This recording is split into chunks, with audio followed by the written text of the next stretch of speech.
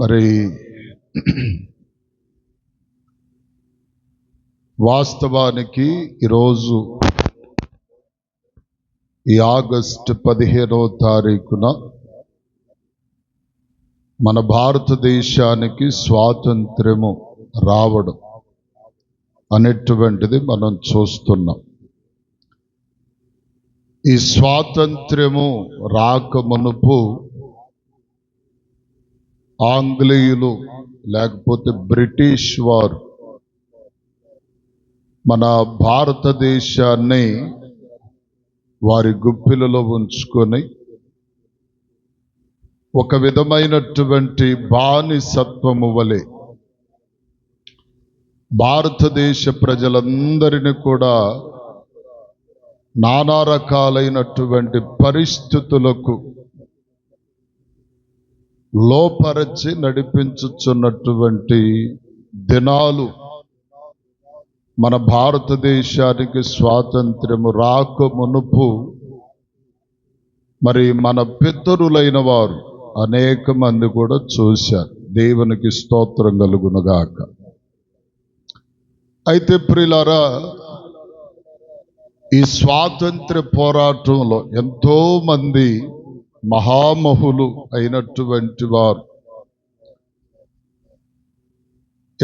ప్రాణాలు అర్పించారు, ప్రాణ త్యాగాలు చేశారు, ఎన్నో దెబ్బలు తిన్నారు, నానా రకాలైనటువంటి చిత్రవదలు అనుభవించి కూడా మన భారతదేశము నుండి బ్రిటిష్ వారిని తరిమి కొట్టి మన భారతదేశము తన కాళ్ళ మీద తాను నిలబడేటట్లుగా మరి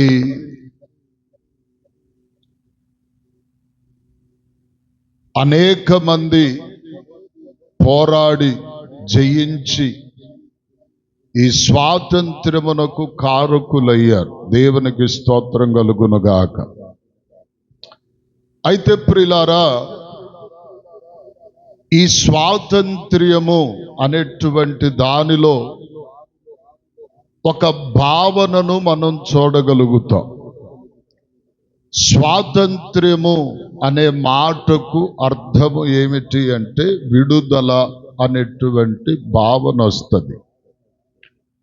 అయితే ప్రియులారా, ఈ స్వాతంత్ర్యము అనేటువంటిది రెండు రకాలైనటువంటి విధానాలతో కూడి ఉన్నది. ఎలా రెండు విధానాలతో కూడి ఉన్నది అంటే, ఒకటి శారీరకమైన స్వాతంత్ర్యం, అంటే శరీర సంబంధమైన స్వాతంత్ర్యం. రెండవది ప్రియులారా, ఆత్మ సంబంధమైనటువంటి స్వాతంత్ర్యం. ఈ రెండిటిలో చాలా వ్యత్యాసం అనేటువంటిది ఉన్నది. దేవునికి స్తోత్రం చెప్పండి గట్టిగా. ఈ రెండిటికి కూడా చాలా వ్యత్యాసం అనేటువంటిది మనం చూడవచ్చు. శారీరక పరమైనటువంటి స్వాతంత్ర్యము అంటే అప్పుల నుండి విడుదలనో లేకపోతే శరీరకరమైన బలహీనతల నుండి విడుదలనో రకరకాలైనటువంటి విషయాలను మనం చూస్తూ ఉంటాం ప్రియులారా. దేవునికి మహిమ కలుగునుగాక.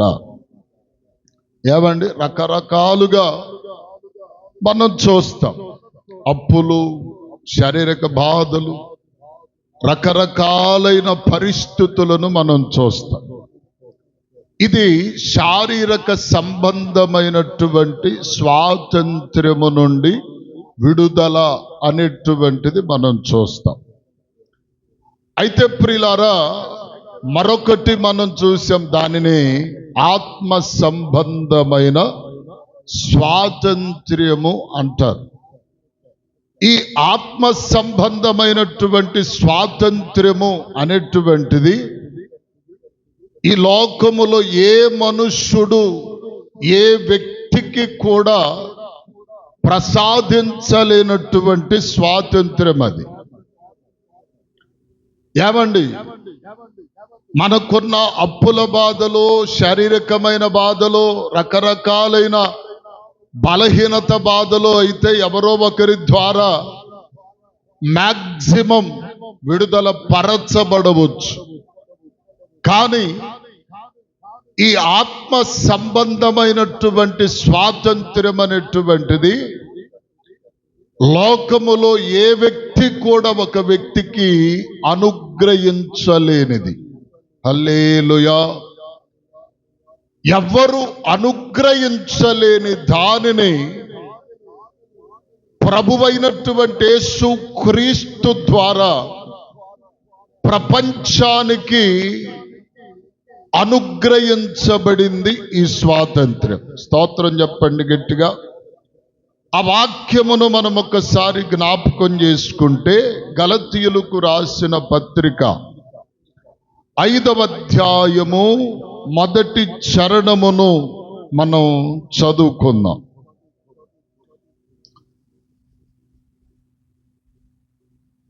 ఈ స్వాతంత్ర్యమును అనుగ్రహించి క్రీస్తు మనలను స్వతంత్రులుగా చేసి ఉన్నాడు.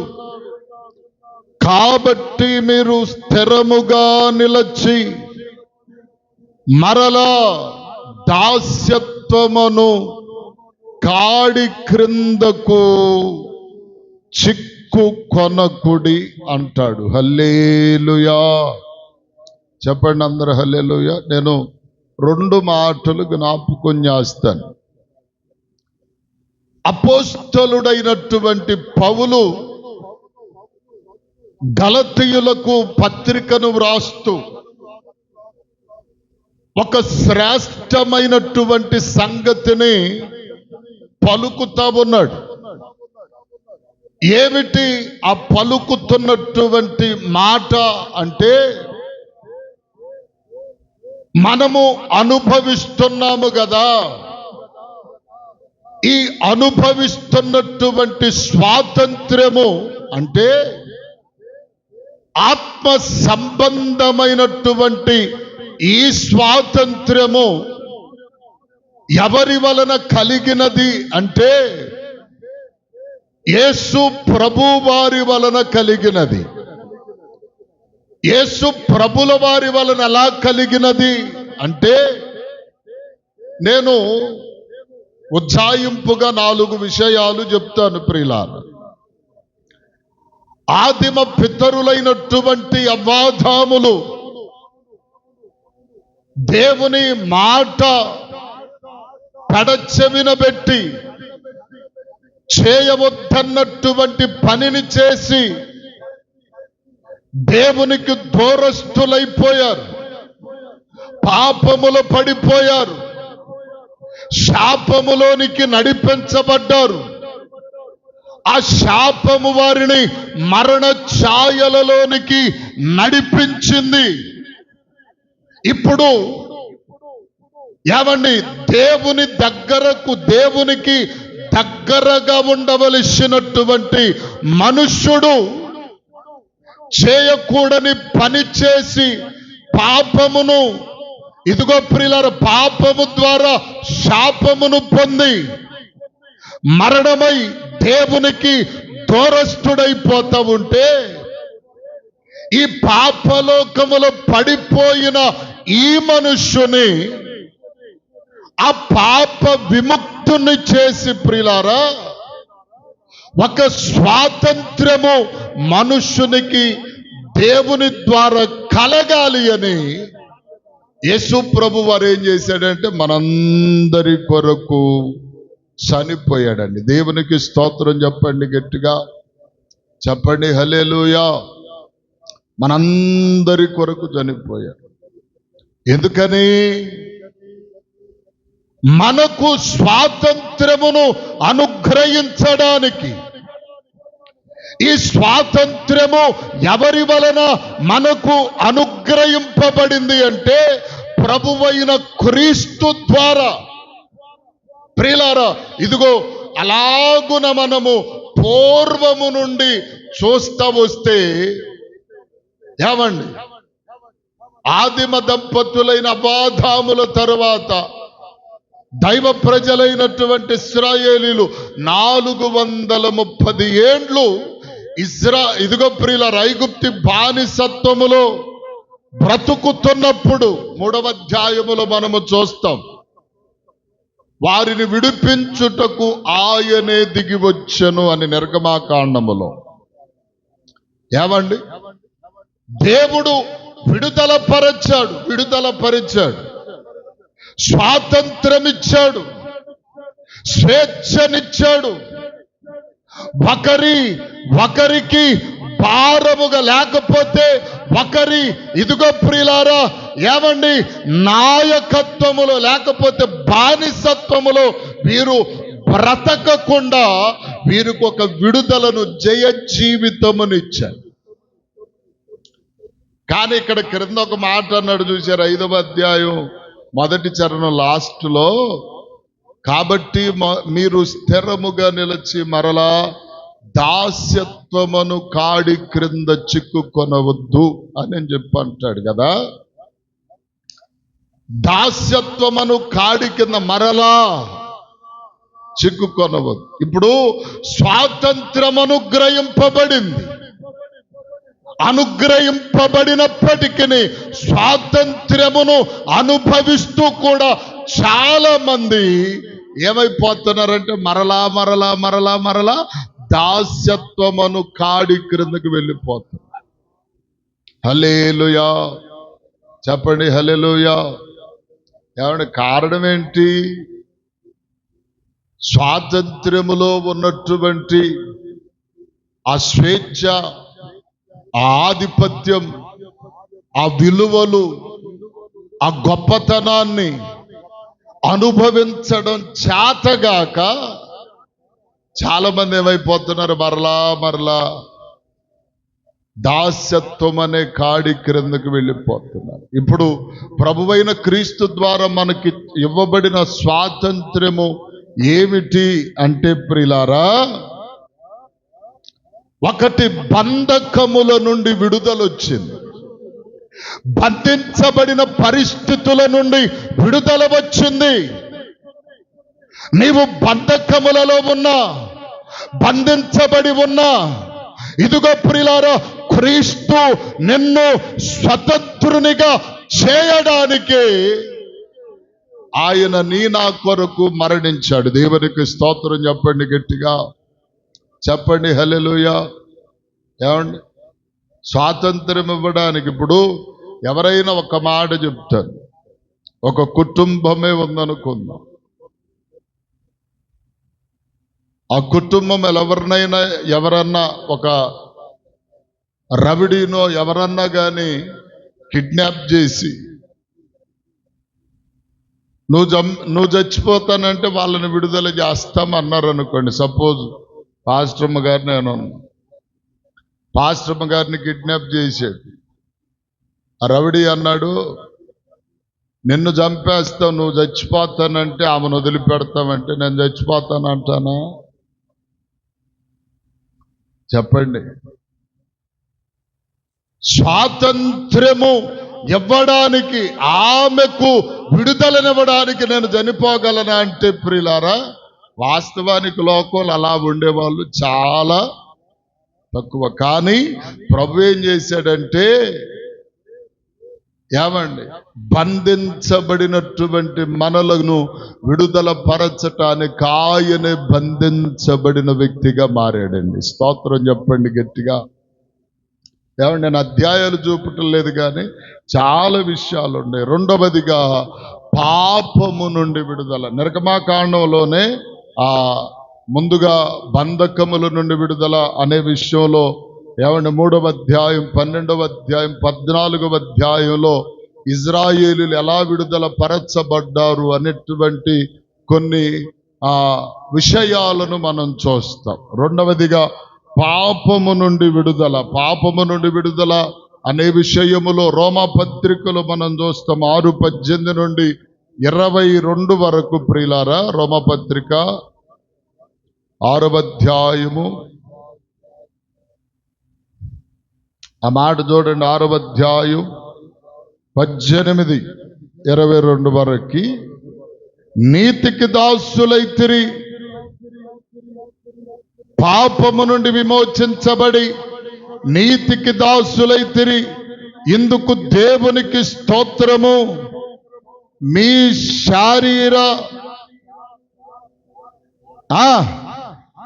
మనుష్యుల రీతిగా మాట్లాడుచున్నానేమనగా, అక్రమము చేయుటకై